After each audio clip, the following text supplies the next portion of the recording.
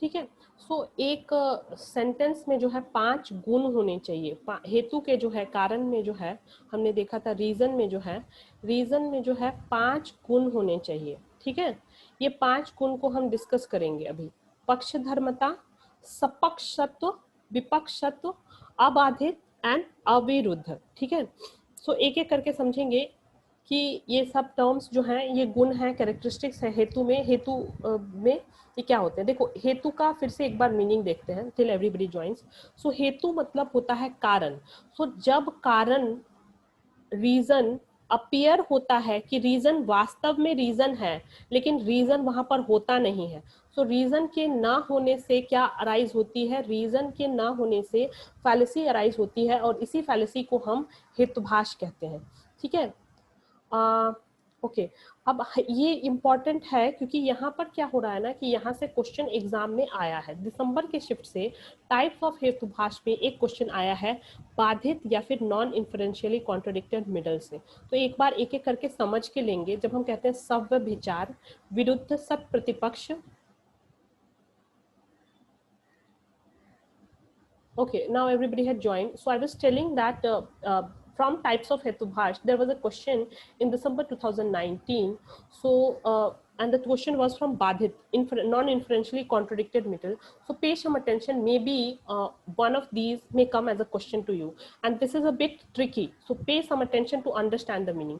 सबसे पहला है सव्य विचार और अनेकंतिक। अनेकंतिक का मतलब समझो। अनेकंतिक जिसके अनेकों अंत हो, एक अंत ना हो करके अनेकों अंत हो, अनेकों अंत हो, ये कहलाता है।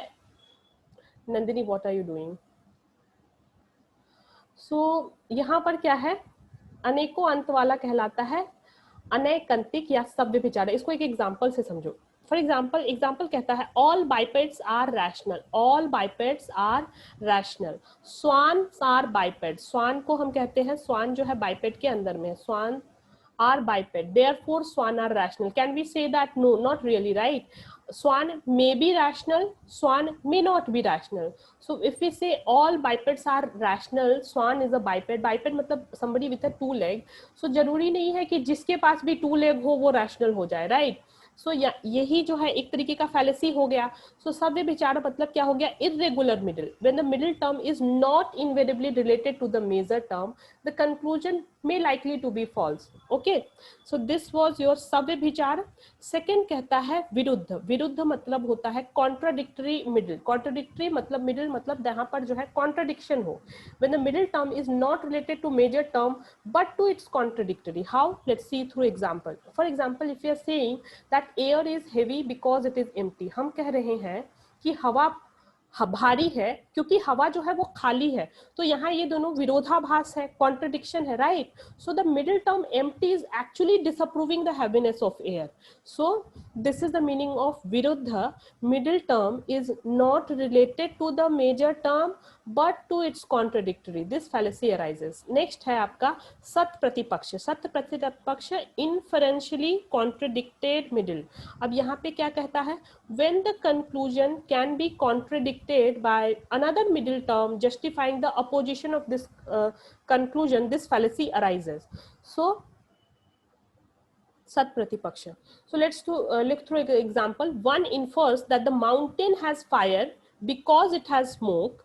Other person infers that mountain does not have fire because it is made up of stone. See, there are two views here. Sat pratipaksha. Sat प्रतिपक्ष, आप अगर PKASHA होगा। सो अगर आप इस तीनों को जोड़ के देखो तो यहाँ पर दो पक्ष है, सत्य प्रतिपक्ष, दोनों पक्ष ट्रू है। एक कह रहा है कि mountain has fire because it has smoke, पर्वत पर धुआं है इसलिए वहां पर आग है। ये हमने अनुमान से समझा है, इस पर्सन ने पूर्व ज्ञान से समझा है। The other person is saying that mountain does not have fire because it is made up of smoke.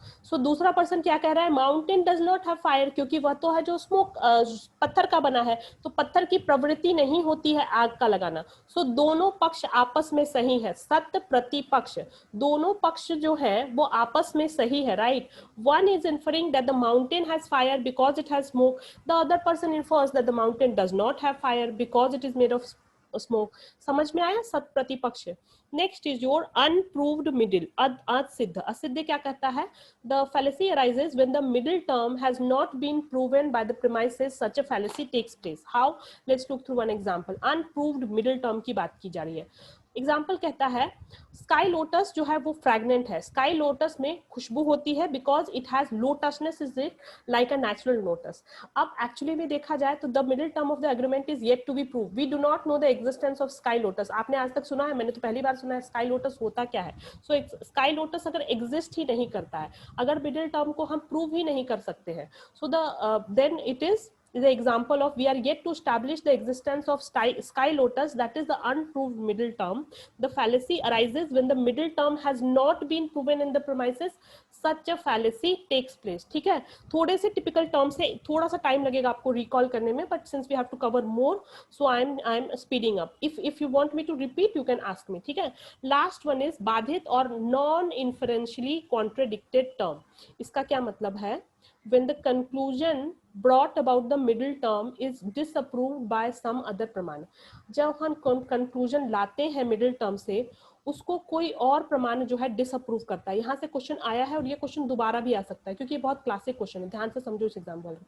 बाधित मतलब क्या होता है, बाधित मतलब होता है non inferentially contradicted middle, middle term जो है एक दूसरे को कॉन्ट्राडिक्ट कर रहा है। पहली बात हम कह रहे हैं कि फायर कोल्ड है, फायर जो है वह ठंडा है क्योंकि वह टेबल जैसा है। सो दो प्रमाण यहाँ पर आ रहे हैं। पहला क्या कह रहे हैं, हम टेबल से फायर की कंपैरिजन कह रहे हैं और हम कह रहे हैं कि दोनों भी ऑब्जेक्ट है, राइट।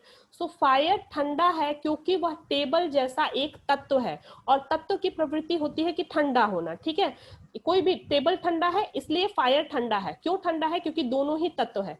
लेकिन अगर जब फायर की प्रवृत्ति हम जाने तो पूर्व ज्ञान से, अनुमान से हमें ये पता होता है कि फायर जो है वह हॉट प्रवृत्ति का होता है।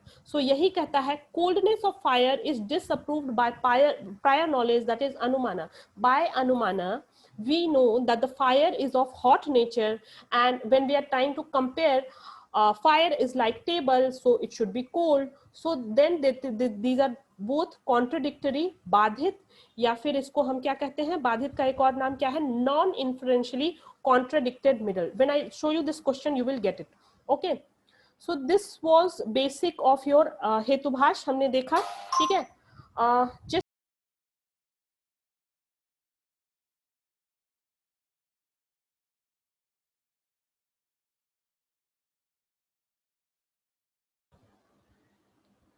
okay, I'm so sorry, someone was telling something here.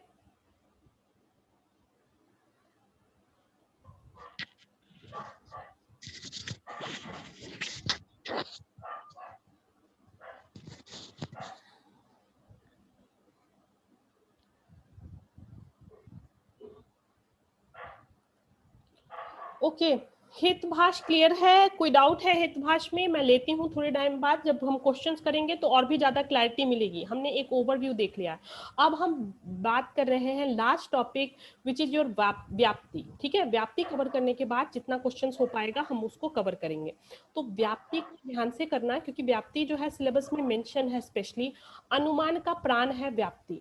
मतलब व्याप्ति का बेसिक हमने देखा था कि हमने क्या बात की थी अभी तक, कि हेतु और साध्य के बीच का विशेष संबंध व्याप्ति कहलाता है। अब ये व्याप्ति एक्चुअली में क्या है, इतना तो हमने बेसिक देखा था।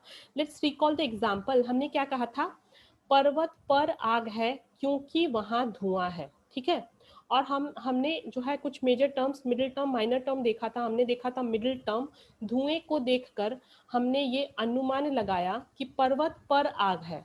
ओके, इसमें जो है हमने टर्म्स देखे थे कि मेजर टर्म को हम साध्य कहते हैं, और मेजर टर्म जो है इस सेंटेंस में क्या है आपका, इस सेंटेंस में आपका फायर है। हमने देखा था मिडिल टर्म को हम हेतु कहते हैं, कारण कहते हैं, और कारण वो चीजें होती है, कारण वह चीजें होती है जिसको हम को प्रूव करना, सॉरी, कारण जो होता है जिसको हम देख सकते हैं। What is seen is your reason, what needs to be proven और डिसअप्रूवन इज साध्य, and the object on which साध्य प्रेडिक्ट्स इज योर पक्ष। और हमने क्या अनुमान लगाया, हमने धुएं को देखकर यह अनुमान लगाया कि पर्वत पर आग है, यही अनुमान है। So just give me a moment, it suddenly stopped.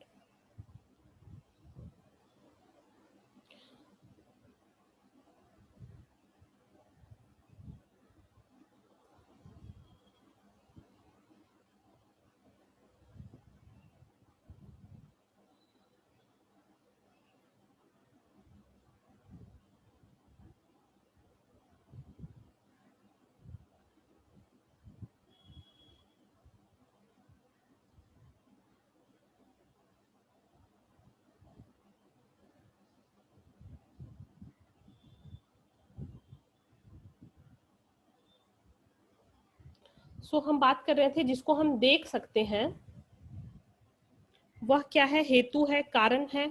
Okay, सो अब हम बात करते हैं व्याप्ति के डिटेल में। देखो, व्याप्ति को टुकड़ों में तोड़ के कहें तो व्याप्ति बना है वी जोड़ आपति, यानी कि वी मतलब जो होता है विशेष, आपति मतलब होता है संबंध।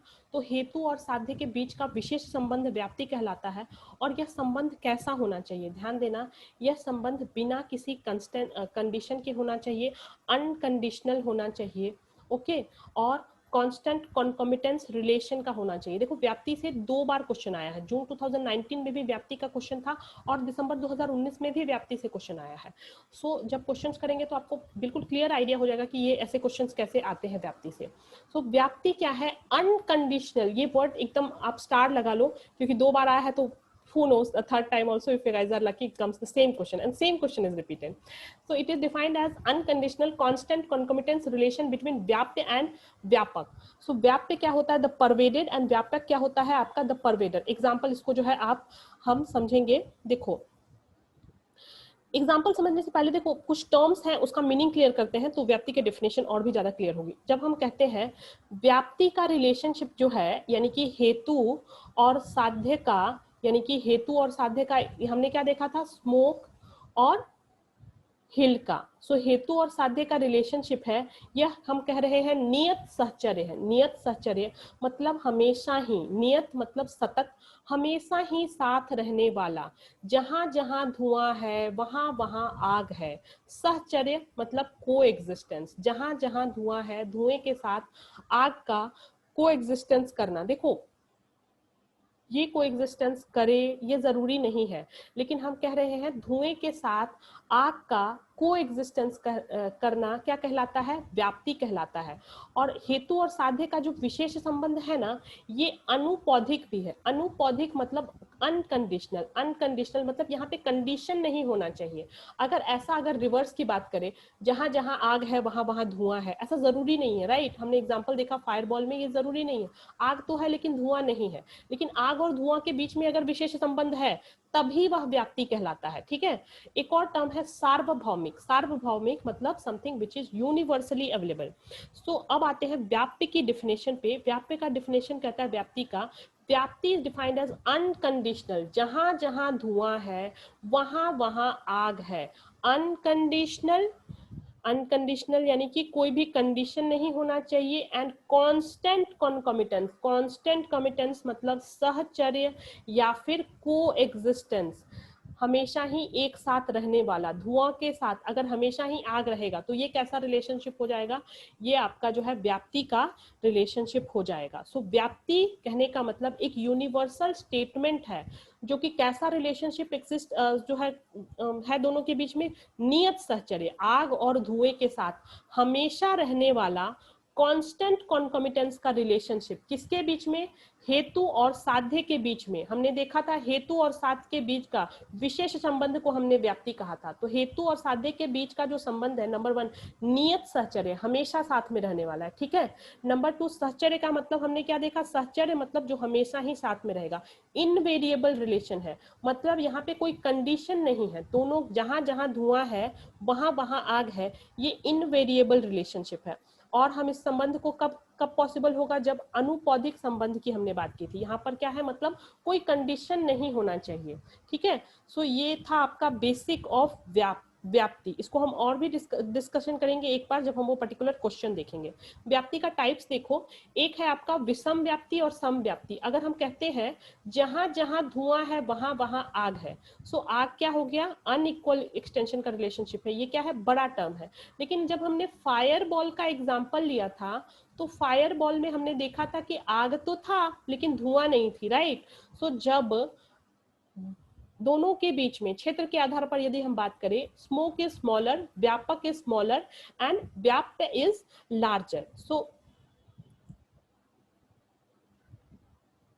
व्याप्य मतलब क्या हो गया, व्याप्य मतलब परवेडेड, और व्यापक को हम परवेडर भी कहते हैं। सो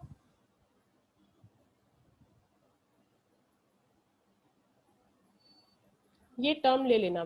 व्यापक क्या है, व्यापक में व्याप्य की व्याप्ति होती है, परवेडर है, और ये क्या है, ये तो व्यापक है, ठीक है।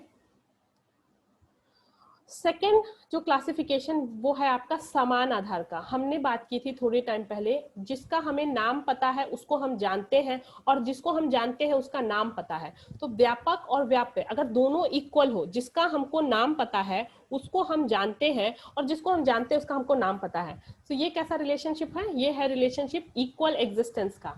सो थोड़ा बहुत समझ में आया। जब हम कहते हैं विषम व्याप्ति यानी कि दोनों के बीच में अनइक्वल एग्जिस्टेंस का रिलेशनशिप है, और जब हम कहते हैं सम व्याप्ति, इन दोनों के बीच में समानता का रिलेशनशिप है। ओके,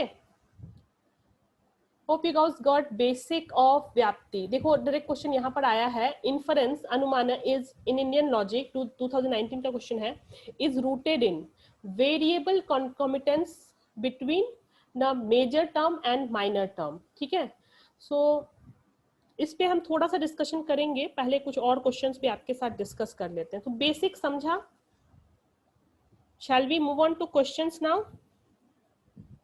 और you want me to repeat?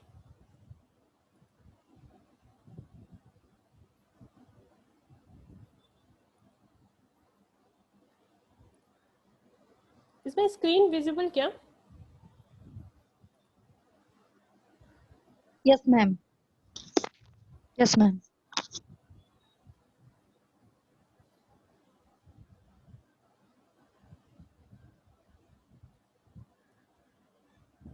Okay, tell me now, you want me to revise the terms or do questions? I would prefer that I do questions ताकि आपको जो है एक बेसिक जो है रिवीजन हो जाए।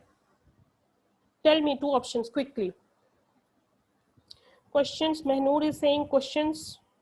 So you guys can unmute yourself and give me the answers. Will that be a better idea? Okay, let me do a few December 2019 questions. If you guys want to add something, you can stop and add me. ठीक है, we will try to gain maximum. Okay, सबसे पहले हम कह रहे हैं the distinction, पहला question है the distinction between लौकिक and अलौकिक प्रत्यक्ष। Okay, ये क्या है? लौकिक और अलौकिक प्रत्यक्ष कौन से प्रमाण में हमने पढ़ा था?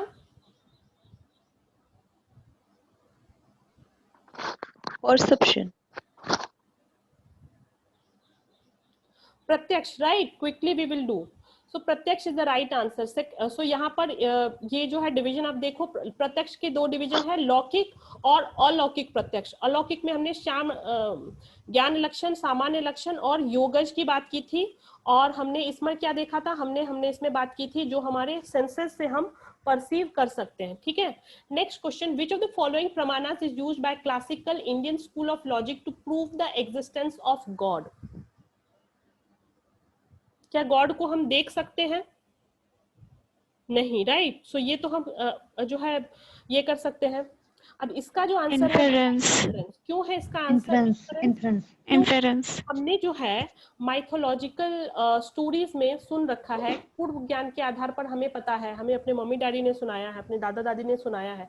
क्या सुनाया है कि गॉड जो है एग्जिस्ट करते हैं। गॉड को किसी ने देखा तो नहीं है, गॉड की तुलना भी हम नहीं किसी से करके जान सकते हैं, या गॉड को हम जो है अज्यूम भी नहीं करते। हमने गॉड को पहले से पूर्व ज्ञान के आधार पे हमें पता है कि गॉड जो है वो होते हैं। सो यहाँ से हम एग्जिस्टेंस ऑफ गॉड प्रूव करते हैं। थोड़ा सा ट्रिकी क्वेश्चन था, ठीक है। Next question, now just now we discuss this, fire is cold, fire जो है वो ठंडा है क्योंकि वह एक सब्सटेंस जैसा है। ये कैसा रिलेशनशिप है? ये रिलेशनशिप है उपमा का। ओके, उपमान प्रमाण है, कंपैरिजन है। फायर ठंडा है क्योंकि वो तत्व जैसा है। It is an instance of which of the following हेतुभाष, यह कौन से हेतुभाष का इंस्टेंस है? धा विरुद्ध। कर सकते हैं आप लोग आंसर? I am waiting. विरुद्ध। contradictory ma'am.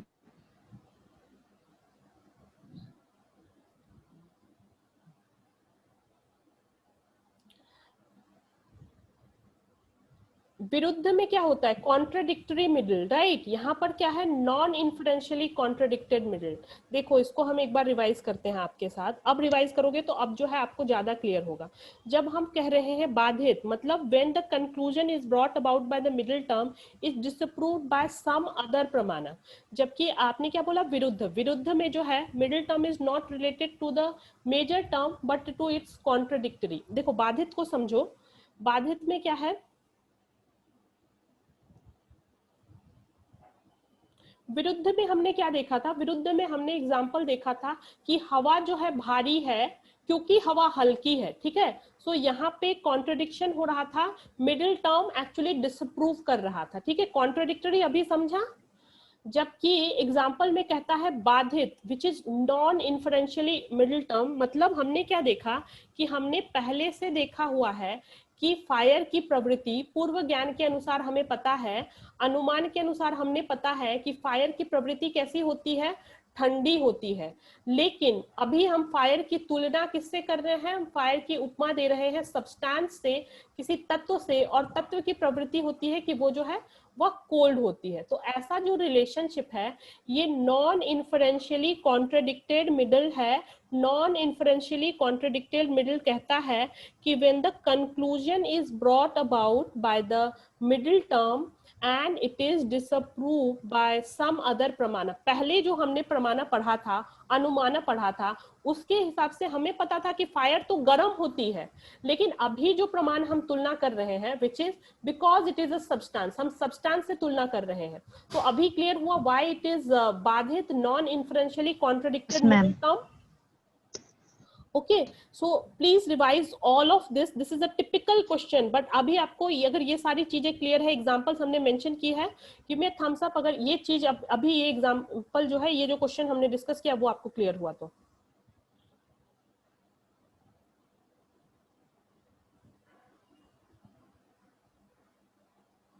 शिक्षा एंड नंदिनी, क्लियर है बच्चा? Yes, ma'am. Okay, so moving on. Yes, ma'am. सो देखो क्वेश्चंस टिपिकल भी आए हुए हैं, तो ऐसा नहीं है कि केवल जो है हमने बिल्कुल सिंपल ही क्वेश्चन आए हुए हैं, टफ क्वेश्चंस भी आए हुए हैं। So it depends on what kind of questions you get in the shift, ठीक है। अभी आपको काफी क्लैरिटी मिल गई होगी, और क्वेश्चंस कर रहे हैं, 15 minutes we have, we will do as much questions as possible, आपका बहुत ज्यादा चीजें क्लियर हो जाएगी। So which of the following is signified by उदाहरण ऑफ अनुमान inference in the Indian logic.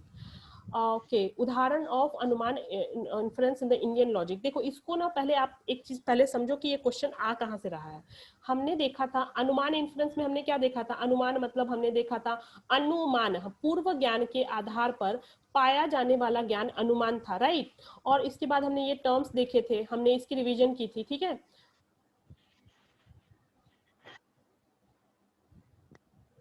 Okay, let me take you through this example and we will recap this example. See, we talked about a statement wherein we discussed the relation, how a narrow syllogism illustration, we moved from a pratigya, we moved from specific to, we moved to general, and again from general we move back to specific, right? And the question is talking about here, उदाहरण का जो है यहाँ से question आया है, this bit. Now come to the question first and then I will give you the explanation also. So question कहता है which of the following is signified by उदाहरण of अनुमान inference in the Indian logic। so इसका जो answer है वह है universal proposition along with the instance how। so if you go back and you see here उदाहरण, So we are talking about universal proposition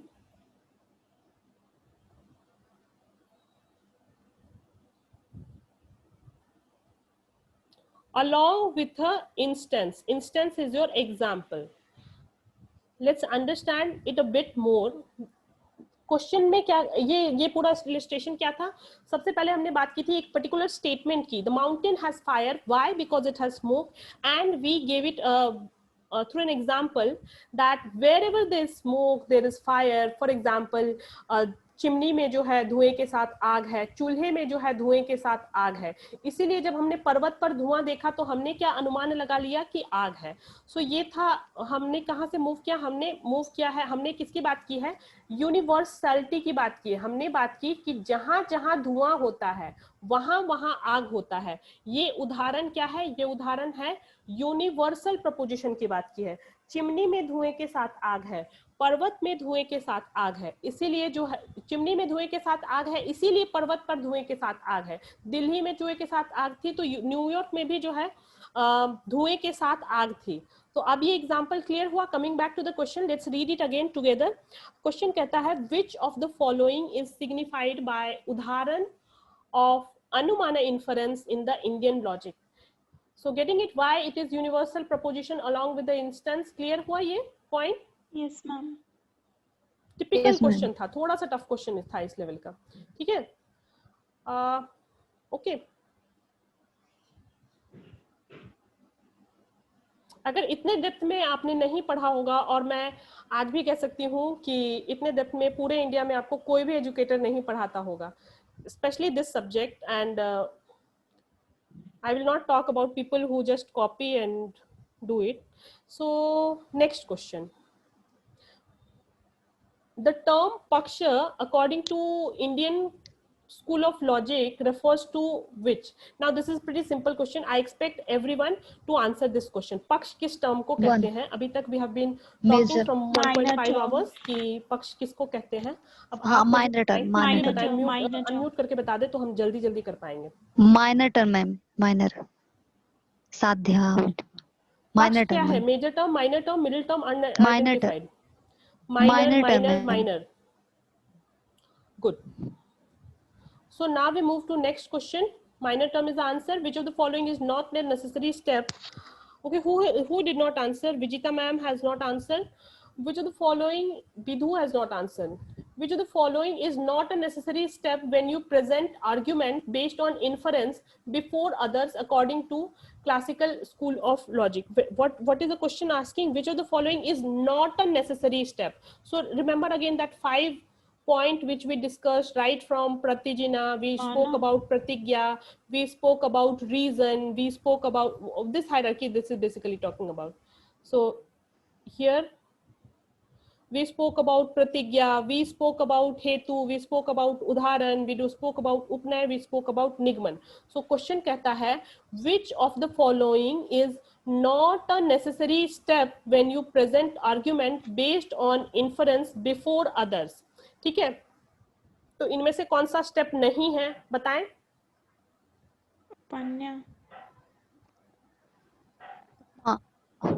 उपनय हमने पढ़ा है. ठीक है, राइट आंसर क्या बन जाता है? उपना. उपमान पढ़ा क्या इसमें कहीं पे भी? प्रतिज्ञा है, हेतु है, उदाहरण है, उपनय है. उपनय इज योर रीअफर्मेशन एंड कंक्लूजन. तो समझा ये क्वेश्चन? ठीक है, दो बार वही क्वेश्चन आया है. नेक्स्ट कहता है which of the following is true with reference to अनुपलब्धि as a means of knowledge. अनुपलब्धि, किसी चीज के ना होने से पाया जाने वाला ज्ञान क्या कहलाएगा? अनुपलब्धि कहलाता है. हमने देखा था कि शिक्षा जो कक्षा में मौजूद नहीं है, सो उससे हमने क्या इन्फर कर लिया कि जो है जरूर कक्षा में बच्चे नहीं हैं. सो अनुपलब्धि में हमने बात की थी निगेटिव प्रूफ की. हमने एग्जांपल डिस्कस किया था. If the students are making noise in the class, we infer that there is teacher not present in the class. So always remember the keyword I am not cognition से जब आएगा तो we can take this option. I do not cognize the pot on the table, therefore it is absent there. Okay, which of the following is not correct with reference to Anumana according to classical Indian school of logic? कौन सा statement अनुमान के समानर प्रति जो है सांध correct major नहीं है? हेतु लिंग, हेतु ma'am Sadhana is the middle term, हेतु पक्ष जो है हमने हेतु देखा is a अभी major माइनर डी टर्म है, साध्य हमने देखा था हेतु is a लिंग middle term, term. Sorry major term है, हेतु क्या था? हेतु मैम हेतु मैम हेतु reason middle middle term, term right. है सो अब आपको याद रहेगा, देखो बिल्कुल सिंपल क्वेश्चन हाँ जी आया है, मिडिल टर्म का क्वेश्चन पूछा था। अगर क्वेश्चन आप बिल्कुल Yes, ma'am. पढ़ोगे अच्छे से तो आप इसको कर पाओगे। एक और एग्जांपल है यहाँ पे, Devadatta is fat, he does not eat during the day, during therefore Devadatta is eating during the night. ये किसका एग्जांपल है? कंपैरिजन इम्प्लीकेशन, देखो यहाँ पे इंग्लिश में दिया हुआ है, implication ma'am verbal implication Implication. So see when we discussed अर्थपति, हमने क्या देखा था? अर्थपति में हमने देखा था कि हम को अज्यूम कर लेते हैं। देखो यहाँ पे क्या है, देवदत्त एक मोटा सा बच्चा है, इसके स्थूल शरीर को देखकर हम ये अज्यूम कर रहे हैं कि देवदत्त दिन में नहीं खाता होगा, इसका मतलब देवदत्त जरूर रात में खाता होगा। ये टिपिकल एग्जाम्पल है, हर बुक में आपको मिलेगा ये एग्जाम्पल, किसी भी फिलोसफी का बुक अगर आप उठा करके देखते हो तो ये एग्जाम्पल किसका बनता है? अर्थपति या इम्प्लीकेशन का। क्लियर है? अर्थपति मतलब हमने देखा था अजम्पशन से जो नॉलेज हमने पाया था, बोट वाला एग्जाम्पल हमने डिस्कस किया था। यहाँ पर क्या है, हम कल्पना की बात कर रहे हैं। अब देखो ये कल्पना की बात कर रहे हैं, हम अज्यूम कर रहे हैं कि देवदत्त दिन में नहीं खाता है, मतलब देवदत्त रात में खाता होगा। रात में खाए ऐसा जरूरी नहीं है, ठीक है। उसके बाद जो है ये सेम एग्जांपल जो डिस्कस किया है विच टॉक्स अबाउट रिलेशन, और ये रिलेशन जो है व्याप्ति में हमने डिस्कस किया था कि व्याप्ति में जो इन दोनों के बीच का रिलेशनशिप है ये कैसा होता है, ये वर्ड याद रख लेना, अनकंडीशनल कॉन्कॉमिटेंट रिलेशनशिप होता है। किसके बीच में? व्याप्य और व्यापक के बीच में होता है। और व्याप्य और व्यापक जो है यहाँ पर आपका व्यापक साध्य है, और व्याप्य जो है यहाँ पर व्याप्य आपका हेतु है, ठीक है। सो इन दोनों के बीच में जो रिलेशनशिप होता है व्याप्ति में, 2 बार यही क्वेश्चन आया हुआ है एग्जाम में, अनकंडीशनल है, बिना किसी शर्त के है, और कांस्टेंट कमिटेंस है, मतलब हमेशा ही साथ साथ में चलने वाला। सो अगर धुएं और आग के बीच में ऐसा संबंध है जो कि नियत सहचर्य है, अनकंडीशनल है, अनुपौधिक है, यूनिवर्सैलिटी की बात हो रही है कि यहाँ पर जो रिलेशनशिप है ये कांस्टेंट कॉन्कॉमिटेंस का है। सो क्वेश्चन जो है आप देखोगे, अगर क्वेश्चन में हमने डिस्कस किया ही था थोड़े टाइम पहले, सो यहाँ पर क्या है, invariable concomitance between fire and smoke. देखो बाकी ऑप्शन अगर आप देख रहे हो, माउंटेन और फायर के बीच में रिलेशनशिप हमने नहीं देखा, यहाँ से आप इसको एलिमिनेट कर सकते हो। माउंटेन एंड स्मोक के बीच में अभी हमने रिलेशनशिप नहीं देखा। हमने क्या बात की थी, जहां जहां धुआं है वहां वहां आग है। ओके, तो इसको एक बार पढ़ना आप कर पाओगे। Yeah, so this is it. A couple of basic questions are remaining, but then only 5 minutes are left. So these basic questions are there in Dive to Learn app. आप डाउनलोड करके इसको 100 क्वेश्चंस हैं, अभी जा करके जो है आज ही आप उसको प्रैक्टिस कर लीजिए। अगर आप उसको प्रैक्टिस करते हैं, क्योंकि आज हमने सेशन लिया है, तो ये आपके लिए बहुत फ्रूटफुल होगा। जैसे प्रमा का अगर मीनिंग की बात करें तो प्रमा का मीनिंग जो है वो क्या है, वैलिड नॉलेज है। हम ऐसा नॉलेज जो कि फुल प्रूफ हो। ओके, फुल प्रूफ में सबसे ज्यादा प्रूफ क्या था आपका? परसेप्शन था, इसके बाद आपका जो है अनुमान था, इसके बाद आपका उपमान था। तो इसी सीक्वेंस में आपको याद रखना है। प्रमा के जो है, प्रमा आप स्मृति के आधार पर जो है न्याय स्कूल मानता ही नहीं है, लेकिन प्रमाण जो है आप अनुभव करते हैं। सो ये टर्म के मीनिंग से यहाँ पर हमने लिख दिए हैं। प्रमा मतलब ट्रू नॉलेज। हम जो पीडीएफ आपके साथ शेयर करेंगे उसमें ये सारी चीजें भी मेंशन होंगी। अप्रमा मतलब अनट्रू नॉलेज, प्रमेय। तो एक बार आप पढ़ लेंगे, टिपिकल चीजें हैं। अब जितना ज्यादा पॉसिबल था we have covered so far, and remaining questions you just practice. Okay, so anyone wants to add something? Was the session helpful? 2 minutes, I'll just quickly take a feedback from you. समझ में आया so far what we have discussed? Yes, ma'am. I feel that it will give you some more confidence to tackle questions on Indian logic, especially those who are having less confidence with this particular topic, because I've tried to simplify as much as I could in this time. So बहुत बढ़िया ma'am. everyone,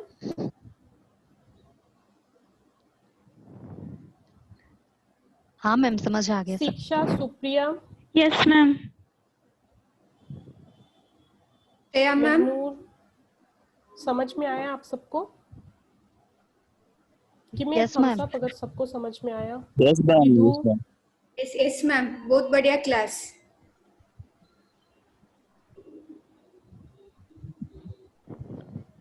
yes please. tomorrow okay, no, this is the only class. आप doubts मुझे WhatsApp पे पूछ लेना और compile Okay, करके पूछ लेना, उसी ग्रुप में पूछना, ताकि जो भी आप लोग जितने भी लोग हैं सबको उसका बेनिफिट मिल सके, ठीक है?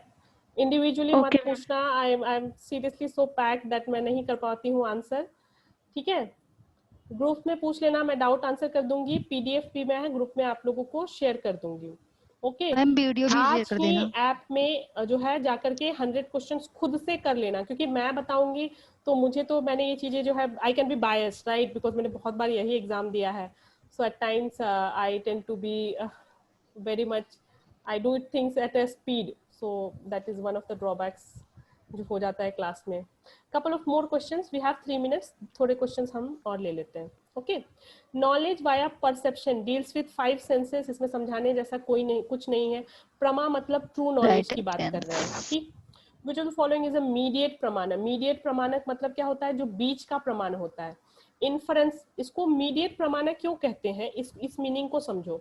देखो, जब हम कहते हैं किसी चीज को मीडिएट प्रमाणक, मतलब पहले से जो कुछ हम चीजें हमें पता है उसके आधार पर जो हम ज्ञान पाते हैं, that is the basic meaning of mediate प्रमाण। पूर्व ज्ञान के आधार पर पाया जाने वाला ज्ञान, मतलब ये जो है किसी पर डिपेंडेंट है, राइट? ये जो है इंडिपेंडेंट नहीं होकर के डिपेंडेंट प्रमाण है, दैट इज योर इन्फरेंस, ठीक है? Valid knowledge, again this terms, typical terms, प्रमा, अप्रमा, प्रमेय। प्रमेय ऑब्जेक्ट होता है, प्रमाता जो होता है, जो नॉलेज पाता है, सबको देख लेना। टिपिकल टर्म्स है, जब तक खुद से नहीं पढ़ोगे क्लियरिटी नहीं होगा। वैलिड नॉलेज हमेशा ही रियलिटी से लीड करता है। Knowledge drive from knowledge of examples. Examples किस में करते हैं हम? एग्जाम्पल्स हम उपमान में करते हैं, लेकिन उपमान को हम क्या कहते हैं? उपमान को हम कंपैरिजन भी कहते हैं। तो अगर क्वेश्चन पे आप देखोगे तो यहाँ पर कंपैरिजन भी लिखा है और उपमान भी लिखा है, तो both 1 and 3 becomes the right answer, ठीक है? कोरिलेशन बिटवीन व्याप्य और व्यापक, तो अभी पता चल गया आपको, व्याप्य और व्यापक के बीच का रिलेशनशिप क्या कहलाता है? व्याप्ति कहलाता है, ठीक है? अनुमान को क्या कहते हैं? अनुमान को हम सेकेंड ऑर्डर कहते हैं, ठीक है? तो ऑर्डर में अगर अरेंज करने आया तो ये ऑर्डर याद रखना, सबसे पहला जो है प्रत्यक्ष है, दूसरा अनुमान है, तीसरा उपमान है, चौथा शब्द है, ओके, अर्थपति है, अनुपलब्धि है। अच्छा, एक और चीज, अगर आपको चाहिए कि हायर एजुकेशन या people and environment, because these are my expertise units, similar 2 kinds of session अगर मैं arrange करूं तो you can mention that in group. Also for marketing purpose, I want each one of you to give me at least 2 to 3 line feedback in the class, in the WhatsApp group. Okay, this I have to utilize it for marketing, ठीक है? So yeah, that's all. So far so good. आप एक बार जो है, time is less than 1 minute, so I'm stopping here.